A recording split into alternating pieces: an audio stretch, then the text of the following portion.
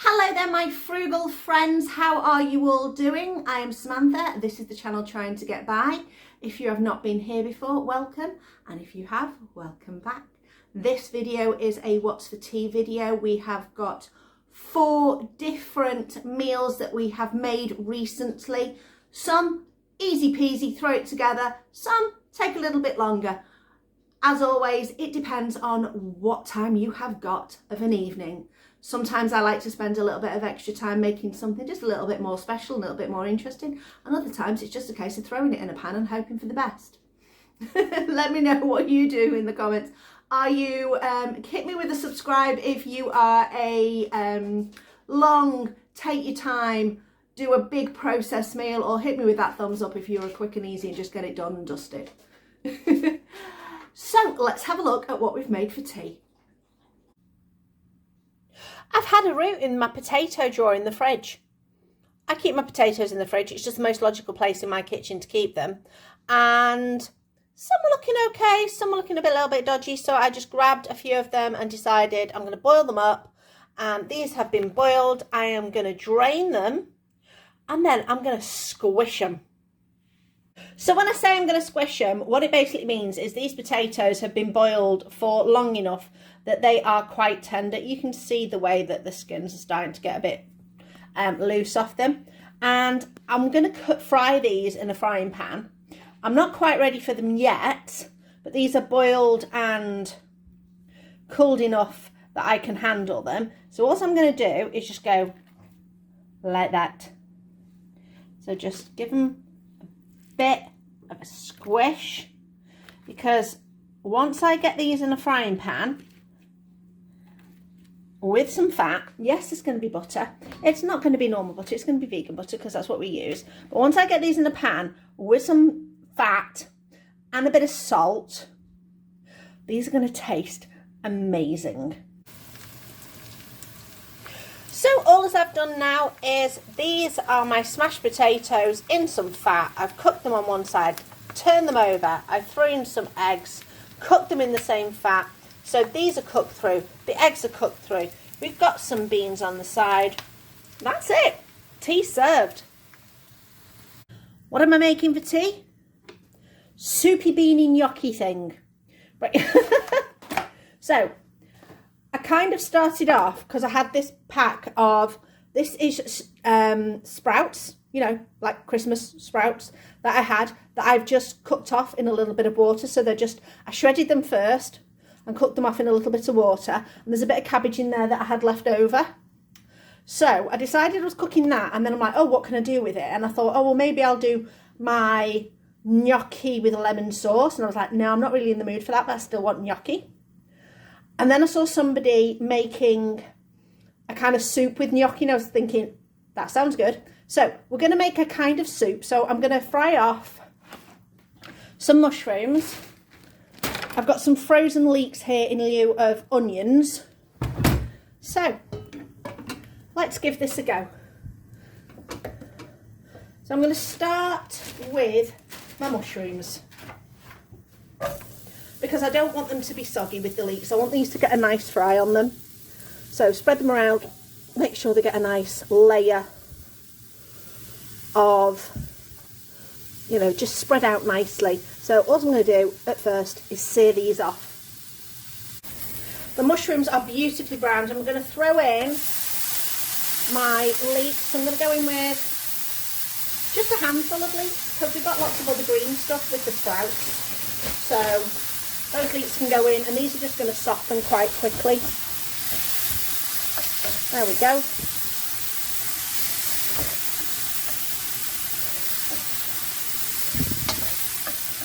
There we are, that's nice. Then I'm going to go in with my pre-cooked sprouts and the bit of water that's left, because that's going to add flavour. Righty-ho. I'm going to go in with my beans. These are cannellini beans. I'm going to pop those in.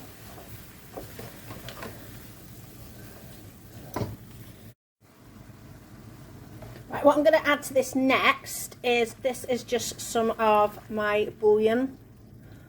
So there we go. So I want to make it so it's quite wet. So this bouillon is the one I get from Unicorn Grocery. If you look at my video that I did recently about my shopping, it's my January grocery hauls, I show the packet of this bouillon, but I've decanted it into my tub, so I can't remember all the ingredients, but it includes things like turmeric, pepper, bay leaves, garlic powder, onion powder, all those kind of things. So there's lots of flavour in there already. So if you're just using a stock cube, maybe add some onion powder, some garlic powder, maybe some celery salt, things like that. If you're using a bouillon, it's going to be more intense, so you won't necessarily need that. I will be adding just some basic Italian herbs into this. There we go. So that's about half a teaspoon to a teaspoon of Italian herbs, depending on how strong you want it. I'm just going to get this up to a really good boil before I put the gnocchi in. The gnocchi I'm using is, you can use a shop bought gnocchi if you want. This one is my squash gnocchi that I made recently. Have a look at my pumpkin recipes that I have got. It's a blue Hubbard squash that I used, and we used it to make gnocchi. We used it to make some soup. I can't remember what else we used it for. I have used it as pizza base. That is really delicious. I roasted it in the oven and then used it as pizza base. That was really good. So we're just going to get this to a little bit more of a boil than that, and then we're going to go in with the gnocchi. Now that we're bubbling away nicely, I'm going to put the gnocchi in, and obviously the temperature of this is frozen, because I always cook this from frozen, because if you defrost it, it just turns mushy. It's not going to rise in the pan because obviously we're in a shallow base pan. So I'm just going to sprinkle it in, spread it around. So obviously we've gone slightly off the boil now, and I'm just going to boil it, bring it back up to the boil, and go for about 3 minutes.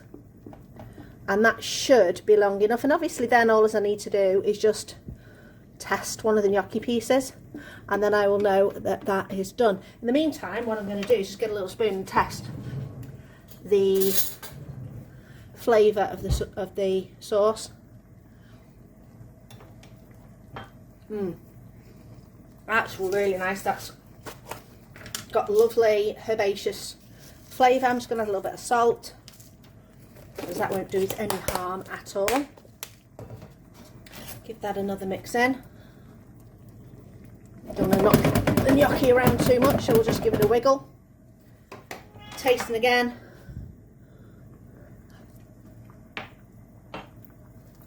Absolutely delicious. Sorry if you can hear Shmoo in the background. He has been fed. He has been to the toilet, and I don't know what he wants at the moment. Right, it's been 3 minutes. I can pretty much see that these gnocchi have puffed up nicely, and I'm just gonna go in half with one. Yeah, nice and soft. Still a little bit of a doughy bite to them. That looks delicious. I'm going to spoon it up. We're just going to go into nice big deep bowl to make sure we get plenty in there. A nice hearty, wholesome, flavourful tea, full of lots of goodness. And Smarty's still moaning, but there we go. There is tea. We know it tastes delicious because I've already tried it, and you can see the steam that's coming off that, so it's definitely going to be warm. I've been lucky enough to have been given these parsnips, but have you seen the size of them? Look, arm comparison. Let me see. Look, there's my arm. This thing is huge.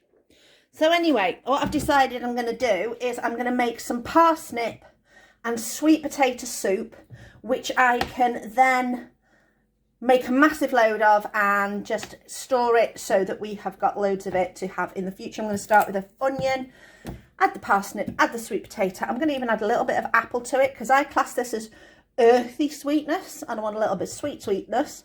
So what I'm going to do is I'm going to peel everything and chop everything, and then we can get started cooking.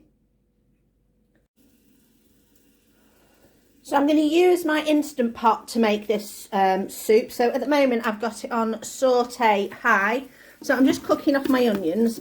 The onions I didn't bother to chop very small because I'm going to puree and blend this soup. If I was making a soup where I was going to keep it chunky, I would have cut these a little bit smaller, but I can't be bothered because, like I say, it's going to be a pureed soup, so we don't really need to worry about it. So into that, in a second, I'm going to put in some garlic. So there is our sweet potato, our apple, our parsnip. The flavours we're going to go in are some cumin. I was going to put in some medium curry powder, but I haven't got any, so we'll go with the korma. I want it to be slightly warm, you know, that warmth that you get on your mouth when you've got something that's a curry flavour but a little bit deeper, so I'm going to go in for some smoked paprika. I have got my bouillon powder in here, which has got lots of different flavours in as well. And over here I've got my flask, which has been made with my cup of tea, with my tea, so I have got my tea sorted for the day. Right, onions are sizzling, so we're going to position it here. I'm going to go in with everything else. So to start with, I'm going to go in with some garlic. I'm just going to shake in maybe 3 cloves of garlic, about that. Just give that a second to steam around. And then I'm just going to chuck my veggies in. So everything's in pretty big chunks because we're going to pressure cooker the rest of this. And I know in the pressure cooker it won't take that long to do that. So, this is going to make quite a bit of soup, I hope. Looks like it. In with all that.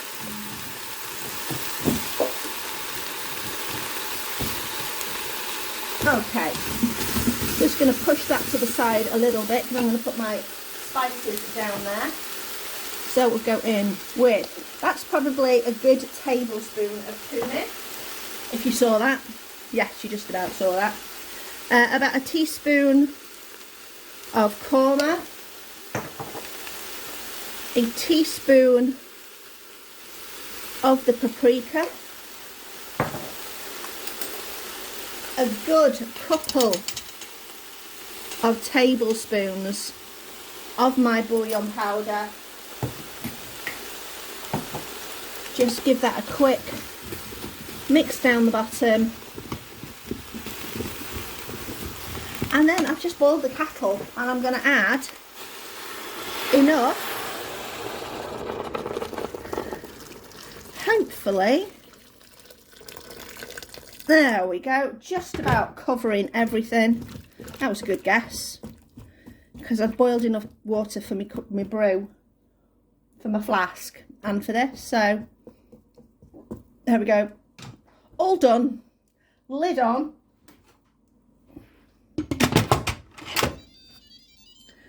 And if we come down here, I am going to go cancel, pressure cook. I'm going to go for a 12-minute pressure cook, and I reckon that should be enough to get those nice and soft.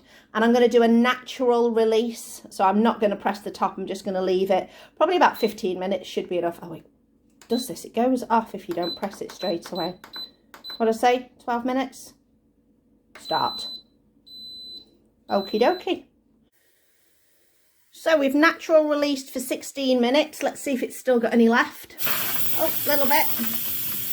I'll just keep that down until we have completely run out of steam and we can open the top. The main thing now is just, will it be cooked enough for me to blend it? Okay, we are done.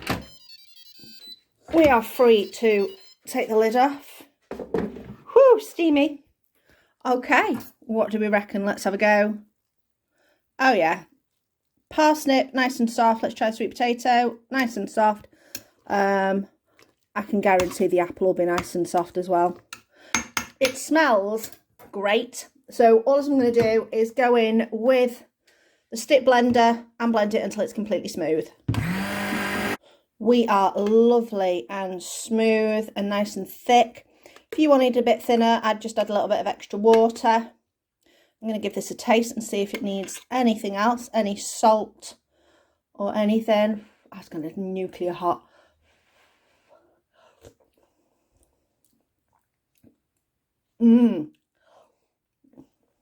That is lovely. You can taste the parsnip. You can't taste the apple, which I knew you wouldn't be able to, but it's giving it just that little bit of sweetness. A little bit of salt in there, and that is good to go. So I'm going to have a little bit of that for my lunch, and then I'm just going to let the rest of it cool down and store it away. For tea tonight, we are having mushrooms. Now, if you know me and you've watched this channel, I adore mushrooms. And finally, I was in Tesco's and they had a wider range of mushrooms in than they normally do. Normally, it's the chestnut, it's the button. You might get the odd big oyster mushroom, but we have got some oyster mushroom clusters here. These are absolutely beautiful. Look at those. And we've got lots of little pieces. We've got also all these different kinds of mushrooms here. We've got more clusters. We've got some different coloured oyster mushrooms. We've got some shiitake type mushrooms in there as well. They'll just taste all amazing. And what I'm going to do, you can hear Tinkerbell barking in the background. I apologise. What I'm going to do is I'm going to make an oyster mushroom steak. Now, ideally, I'd want more than one in this big cluster, but I've not got them. But what I'm going to do is once I've marinated these, when I go to cook them, I'm going to kind of push them and overlap them together. And when they're compressed, because I'm going to put a weight on top of this, I'm going to use my skillet, my cast iron skillet, to create like a weight pressure on these. It will help them merge together. So at the moment, what I'm going to do is I'm going to get all these lovely oyster mushrooms. I'm going to pop them in a bowl, and we are going to add some seasonings to them. So let's get all of these lovely oysters across there, and we'll grab some of these smaller ones as well. Whoops, sorry, I'm wobbling you. This is because my stand's not big enough to, yeah, that'll do. I will take those out of the way. So in here, we've got these mushrooms, and I'm going to turn them over because I want the flavours to get right into where those gills are, because that will help the flavour get in there a little bit better. So I flipped them all over so you can see all the gills. We're going to go in first with our dry ingredients. Now you want to have, this is my bouillon powder that I use. So I'm going to go in with a sprinkling of that. If you have not got a bouillon like this, what I suggest you do is start with garlic powder, onion powder, little bit of turmeric, go in with some black pepper, go in with a little bit of salt. If you've got some mixed herbs, throw those in. If you do have, I wouldn't necessarily go in with ginger and nutmeg, but definitely the garlic and onion are the main ones. And just a few little bits of herbs and spices that you've got that you particularly like. That's what I'd suggest going in with. It won't create the same flavour that I'm going to get, but it'll create something similar. I'm also going to go into some Henderson's relish. This is similar to Worcester sauce, but we are vegetarian and we don't have Worcester sauce because it's got fish in it. So I'm going to go in with a good sprinkle all over. This is probably going to be a couple of teaspoons. There we go. And then, to give it that more, again, we're looking for savouriness, we're looking for depth of flavour. I'm going in with my beloved mushroom ketchup that I absolutely adore, easily available in Tesco's. So again, just being a bit more careful with this because it's not got a sprinkly lid. So probably another 2 teaspoons of that. There we go. And then we're going to give this a little mix around gently because we don't want to break these mushrooms up. You do it with your hands. And we are going to leave this for a good couple of hours to get those flavours all into the mushrooms. We're still marinating our mushrooms, so they're fine. I have chopped up an onion. Now you could do this in a really fine dice. I quite fancy doing this in just very thin slices because this is going to go as part of the sauce. I've done some garlic. This is 3 cloves of garlic. These were quite big as well. That's up to you how much garlic you want to use. If it says 1 garlic, use 3. That's my answer to that. And plus, with it being sliced like this, it won't be as intense a garlic flavour. Now, I was thinking about what kind of creamy sauce I was going to use. So I've got coconut milk, but I've also got some of these Alpro soy creams in, which are really nice. So either of those could work, or you could use cow's milk cream. It's up to you. I think they even do oat cream now. But I think I'm going to go for this because I'm not planning any other coconutty creamy dishes the rest of the week, so I won't need to use the rest of that. If there's a dribble of this left, which there might be, there might not be. If there is, Chris likes to pour it on his cereal. Anyway, further on. I've just parboiled these potatoes. These little tiny gorgeous things were from a bucket in our garden that we planted. It must have been October last year. I wasn't even sure that anything would have grown because we had such a harsh January, or just before Christmas there was a harsh temperature. So I'm surprised I even got this. So I'm glad we've got those. I've just parboiled these and I'm going to pop some oil on those and they're just going to go in the air fryer. Now, to save a pan, I'm going to cook the onions and garlic in this pan. So I'm just going to move these out of the way. So I've got a little bit of oil in the pan. This is the oil that I just poured on the potatoes. So I poured a bit of oil on the potatoes, swished them around, chucked them in the air fryer. So this is the residual oil. And I'm just going to set this pan, start it warming, and go in with my onions. And all I'm doing to break them up is just doing that with my hand. There we go. So I'm going to give the onions a few minutes to get going, and then I'm going to put in the garlic. Onions are nicely softening down, so I'm going to go in with my large amount of garlic, which will taste amazing. Very good for you as well, garlic, so that's even better. So leave that, let that cook down until we start to get a bit of caramelisation. The garlic and onion has cooked down. I've not got colour on it. This is just a really nice cooked down, nice and soft texture I want to it. I'm going to go in with some salt. And because this is going to be like a peppery, herby sauce, we are going in with some pepper. So, just shake that in.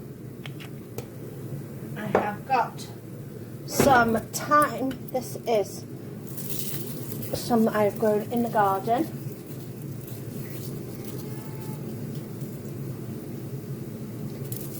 Sprinkle some of that in. So if you were doing that, it'll probably be a good teaspoon. There we go. That's actually lemon thyme. It's really nice. And then we are going to go in with our cream. And this is a case of how much you think you are going to need, but it will also cook down, so it will thicken up slightly and reduce very, very slightly as well. So that is our onion garlic cream sauce with our black pepper and thyme. So I'm just going to give a little taste. Excuse that, there was a pan dropping at the back of the drawer.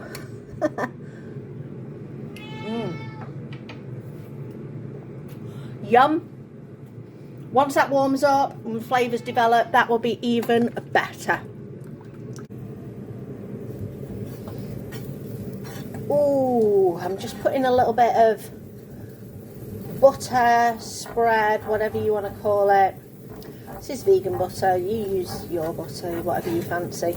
On the bottom you can use a bit of oil, but this is just giving it a little bit of flavour because this is salted, so a little bit of extra flavour. We are going to go on with our pieces of marinated veggies, our mushrooms. So remember what we said, we're going to try and link it together. So find ways of pushing the mushrooms under each other so that they're connecting as they sear together. So it's like a little bit of origami, just I don't know, a way of connecting the mushrooms so that we end up with a consistent piece from all these little bits.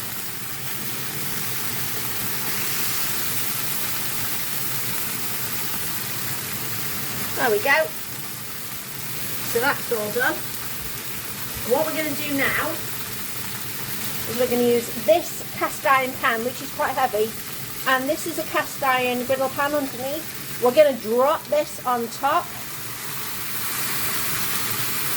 to make sure we've got like this really good connectivity. Press down. I hope you can hear me. We've got the air fryer going, we've got this going. I don't have a microphone. Press it down, compact it together for a good couple of minutes.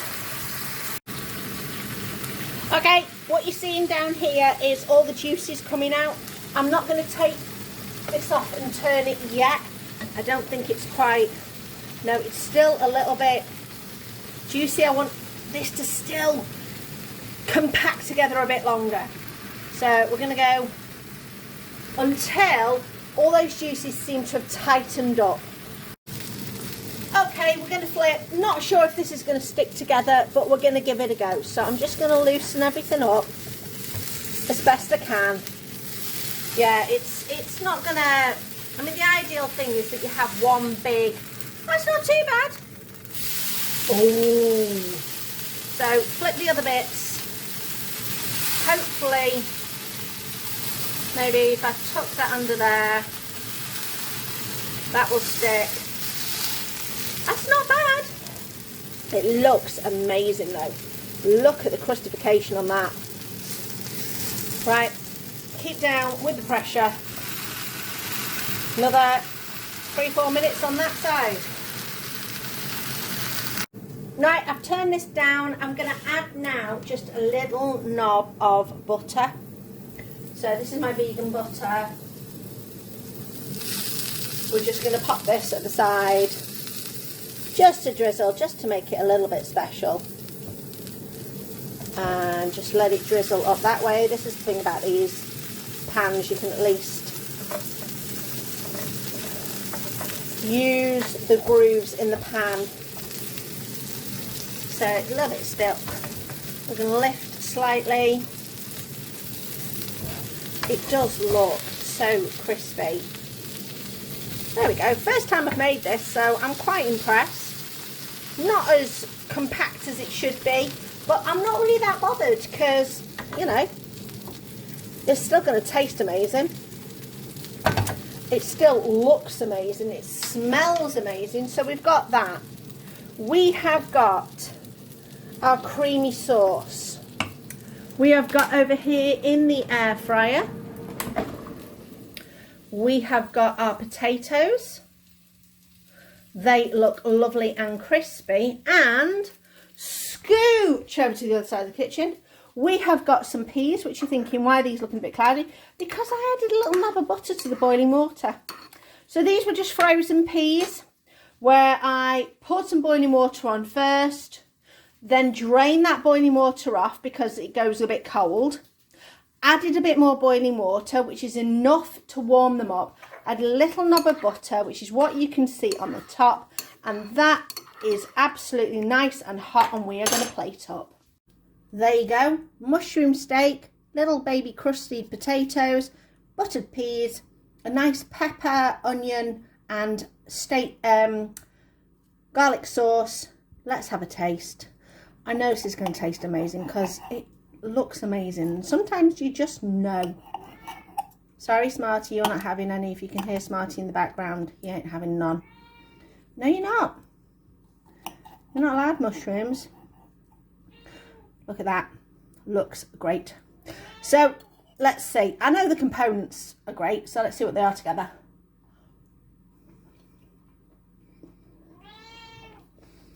Well, it's not Valentine's Day, but it definitely could be.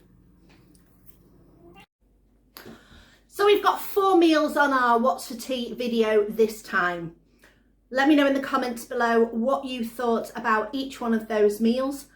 So simple to do, particularly, I mean, I love doing a soup in the pressure cooker because it's just a case of chopping things up and popping it in and adjusting the flavours to whatever you like. We're actually going to have some more of that soup tonight, which I've got in the defrosting in the fridge at the moment. I'm going to add some barley to it and have it with what I call bread ends. So if you're like me and you store bread in the freezer, sometimes you get little crumbly ends.